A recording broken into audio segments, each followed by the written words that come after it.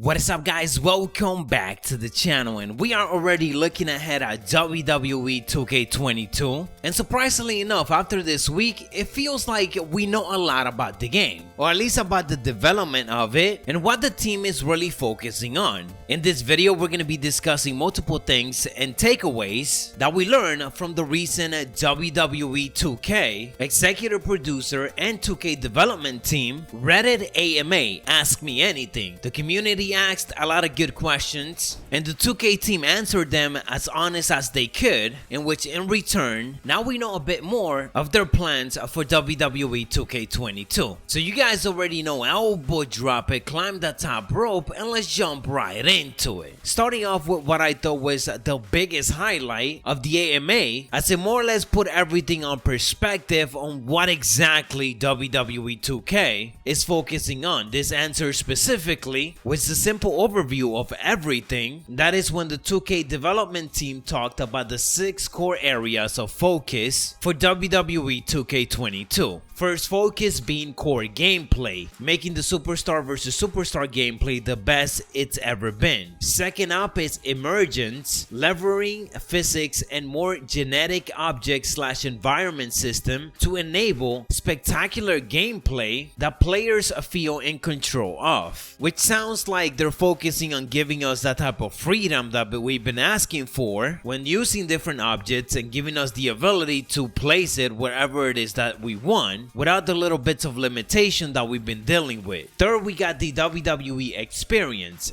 delivering an end-to-end true WWE experience in all aspects of the game, from UI to superstar to match types and story modes. This is basically them saying the simulation aspect of the game, which they continue to put a focus on. For online, improve all aspect of the online experience. For character, make the best looking superstars of all time. And then to create, upgrade the creation suite and make our community creation tools feel like magic to use. So again, those are the 6 core areas of focus, giving us an overview and an idea of what exactly their development focus is on right now. The other takeaway from here on more or less adds to these 6 areas. Up next is the improvement to core gameplays. We know that WWE 2K20, hit detection and so on, was probably one of the worst that we have seen in a couple of years now, so they gave us more details on it and what exactly they're trying to base these gameplays on. They stated the following: core gameplay, which is one of the 6 pillars we are focused on. We are looking at much loved previous games like No Mercy or SmackDown Here Comes the Pain, along with top franchise installments and more modern wrestling and fighting games to build an all-new philosophical foundation for the game. They went on to add that the gameplay team is focused on accessibility, depth, and wrestling experience, including the game being a lot more smarter about what the player is trying to do given a gameplay situation. We are looking a lot at ring position, deeper combos and working moves, limb damage, technical capabilities, match momentum and unlocks, and other strategies. Expect a significant evolution in gameplay with the next installment. Then they ended it off by stating the following: the last aspect of great gameplay is capturing the essence of professional wrestling, which has dimensions of drama, changing context, massive roster, backstage action, weapons and props, audience participation, and spectacle. Continuing, the development team indicated that they are trying to get away from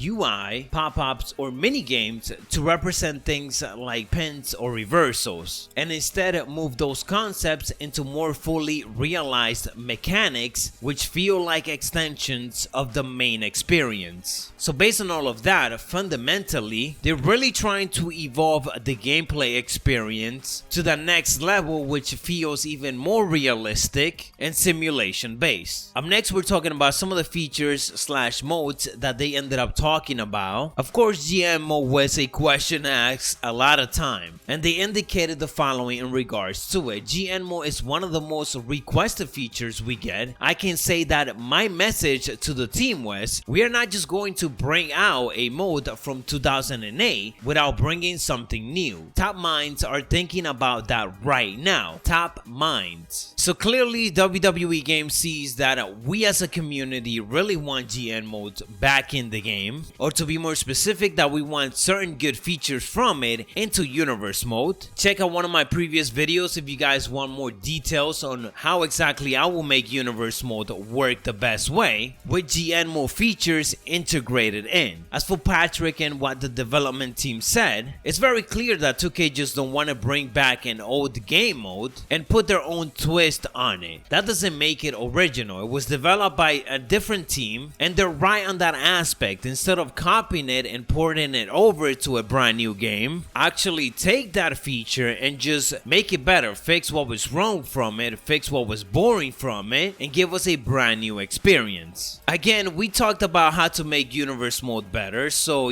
take some of the things from GMO like the draft, the trades, the ratings and so on, and implement it into a brand new universe mode. One of the big questions that was asked was, why don't we get updated roster or updated attires for superstars on a regular basis? And this was explained as the following. As you might imagine, likeness rights are highly sensitive where real people are involved. We work closely with our partners in WWE on the portrayal of their superstars. As with any organization, they put a lot of effort into how their talent is portrayed. That being said, if changes to a superstar gimmick happen in time to make it into the game, we will attempt to make those changes. He then went on to indicate that these type of updates are something that the team is trying to work on. They're trying to make that happen. They hope that someday they're able to do just that and update superstars attires and so on and give them to us as updates as much as possible. But for the meantime, it seems like they're trying to figure that stuff out. They indicated that it's part of the long-term franchise vision to move in that direction, but it is not something that happened overnight. Internally, we talked obsessively about being more current with new superstars, gimmick changes, and so forth. The main thing I can commit to is ongoing improvements. For us getting custom music, obviously we ask for this every single year, but he explained that it's more of a legal issue as they have to respect the rights of musicians. He did add that he cannot commit to anything right now, but it is on the list of things that they are exploring and trying to give us. Now, we talked about how great GN mode was, but there's also something else that's great, and that is create a story, and we haven't seen it in a while. This is what Patrick and the team had to say about this. Personally, love create a story and would love to get it back into the game. We definitely want to do it at some point. As for GN mode, it's not lost on us that it is at the top requested feature in our recent community feedback project. We are working on proposals/solutions internally, but they will need to get reviewed and approved before we move forward on development. We will share more in the future. As for not create a story but instead story modes, they added that will always be a part of the game for those that loves that aspect of it. Went on to indicate that for my career, our conversations are leading us to more emphasis on player choice, so the story feels more like your own story rather than playing through a preset experience, which is something that we complain about over the last 2 years or so. The fact that there's not enough choices for us to make. Yes, we could do a side match or so, but it won't really matter. In the end, there's gonna be that one main stuff that we need to do in order to advance the story. So maybe if we have different choices like which championship to chase first or to chase last and so on, that will create for a more unique story for more people that are playing it. They discuss improvement to some of the creation, stating that they have plans for creating an arena this year, including refreshing the content, improving the flow, and making overall improvements to the number and style of elements available. For the character and creation suite, it's getting a ton of focus for the next game. Reviewing, updating, and modernizing hairstyles is a giant priority, and improving hair in runtime is a big focus. So if you are one of us that complain about 2K20 hairstyle and its overall physics, which we all know it's worse than ever, then hopefully by the next game this is not an issue, or at least something that is improved upon. For online, we know that it needs a lot of improvement. The online producer replied with the following: as an online producer, the concept of cross-platform community creation is exciting to us as well. We know that was the #1 requested feature for community creations and are definitely looking into how feasible that idea is with the WWE 2K franchise. There's no denying that it will be amazing to have every single console's community creations and creators on the same shared community creation. Everyone will have a chance to download the best of the best, and it will elongate the cycle of the game. A bit more in regards to the gameplay mechanic, they indicated that this is the #1 goal of the team. They are working hard to create the strongest possible foundations upon which we can build amazing gameplay and features. That means stability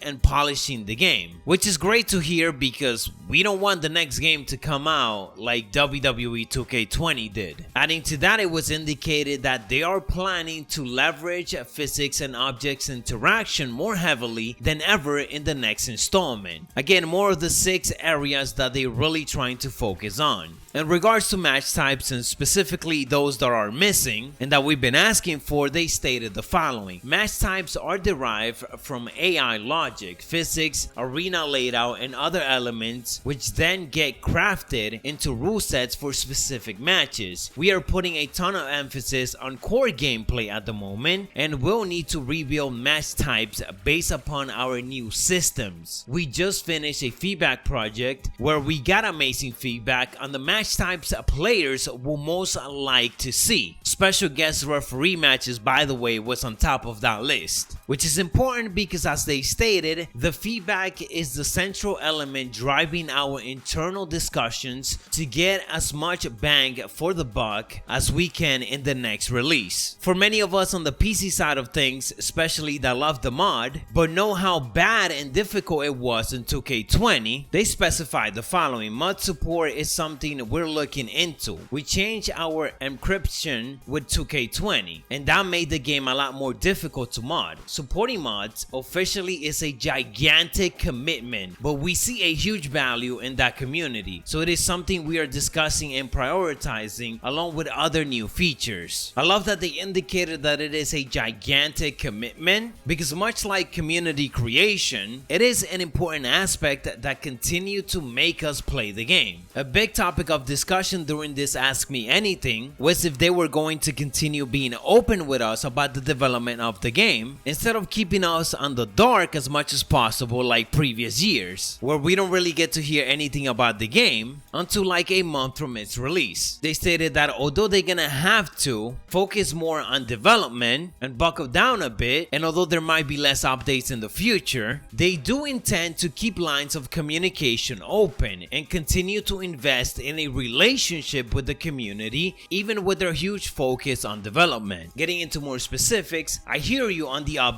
to development. As a fan of other franchise, I know I love to have constant flow of information that lets me know what's happening in development. We have a commitment to improve on that front for the coming game, so expect to get a lot more insight along the way. Patrick also indicated that some of the things they are going to keep back, primarily to make the experience of some key reveals as thrilling as they can. So yes, they'll give us information, but there's also going to be things that they're going to be keeping as surprise to keep things exciting. And the last big thing to take away from this AMA was in regards to WWE 2K20. One of the biggest questions in regards to that game was if we were going to be getting more updates to it. The simple answer to it is no. Patrick and the team stated the following: my best answer to new patches for 2K20 is probably not. I know that's disappointing news to many of you, so I hope you will let me elaborate on it. I joined the team 4 months after the launch of 2K20. At the 5-month mark, the team had delivered 6 major patches, 7 if you count the day 1 patch, and 4 installments of downloadable content. We reached a point where the biggest issues we were seeing had to do with memory overruns with custom characters and arenas. Fixing these issues will require us to change file formats, branching our code in such a way that improvements to 2K20 wouldn't carry forward into into the next game and could potentially invalidate existing community creations. We are also facing the reality that maintaining older code was preventing us from making bigger, more comprehensive changes that were required to set a new direction. Finally, given we had made the decision to skip a year before the next release, we had used almost half of the additional time we had to make the next project great. As a leader, Patrick indicated that he feels